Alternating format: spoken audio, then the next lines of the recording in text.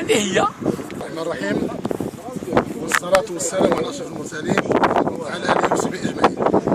طبعا الموضوع عندنا يوقف من أجله موضوع شائك متشعب وخاطئ باعتبار بسيط، وأن هذا المرض هاد الناس اللي ننبتوا نتزادوا 60 70 80 عام، هاد الناس اللي حاضرين هنا 80 عام ننبت في هذا المرض اللي هم مفتعلين وأقدر كيسر الآباء إلى غير ذلك. الخطير في المسألة وأنا العام تفاجئنا بشي ناس شكون هما الله أعلم، واش أشباح، واش أوهام، واش عصابة منظمة، واش وطنية، واش دولية، واش إقليمية، الله أعلم. كنتسألوا على واحد السؤال، كنعرفوا أن ملكية باش غيديرها الإنسان ضروري خصو يجيب واحد الوثيقة من القيادة بأنما ما دخلش الأملاك المخزنية وما تبعش الأراضي الجمع إلى غير ذلك.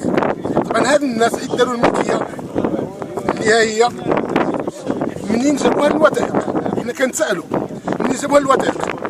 واش العدو اللي كتبوا الملكية منهم راسهم هما اللي داروا المسألة القانونية؟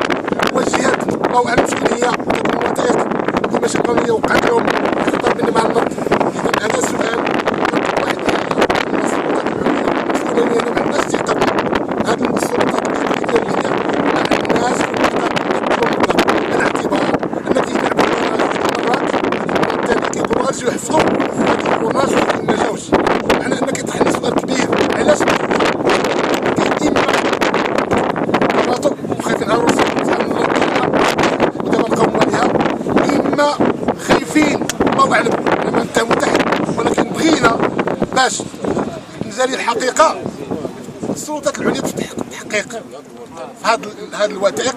حنا مستعدين نديرو بها اي جهه بغات، اي جهه امنيه ولا جهه السلطه المحليه، ولكن نقول هذه الجهه السلطه المحليه ما كنثقوش فيها، السلطه الاقليميه ما كنثقوش فيها، ربما السلطه الجهويه مستعدين، ربما السلطات المركزيه مستعدين، ولكن هذا الاقليم النظر ربما معروف بالفساد الاداري، معروف بزاف الاجراءات، بزاف العمليات اللي لا تمت القانون بصله، وطبعا ما كتنسجمش مع ما يسمى بحق القانون، ما كتنسجمش كيقولوا مع العهد الجديد، ما كتنسجمش مع العقليه الجديده اللي كاينه في الاداره المغربيه، ما كتنسجمش. الله اعلم شكون مور هذا الشيء. حنا بغينا غير التحقيق.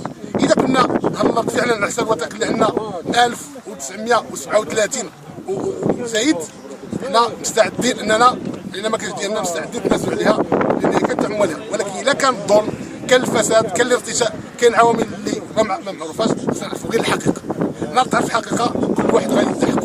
لهذا كنأكدوا اننا ما غنتنازلوش قدر انموله على شبر واحد، على ضربه واحده باش تمشي دور واحد، ما يمكنش، مستحيل، استحاله مطلقه. وكان ناشد الشرفاء المسؤولين المستقيمين ياخذوا هذا الملف بعين الاعتبار بجديه لازمه، ويدخلوا الاجراء يعني معقول جدي ومحايد وجري، ويشوفوا الحق فين كاين ورجعوا. حنا مستعدين كالناس الى ما عندناش ما بغينا حتى حاجه، ولكن الا كان حقنا خص ما يخليو حتى واحد لا تصدع. دابا هاد الناس اللي جالسين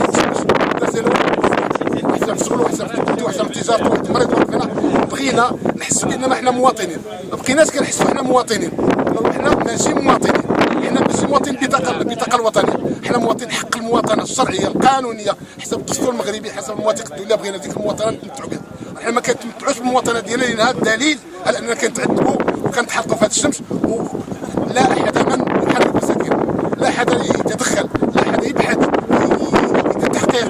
الله اعلم علاش. بغينا الجهات المسؤوله تاخذ المبادره المسؤوليه ديالها وتدير التحقيق في الملف.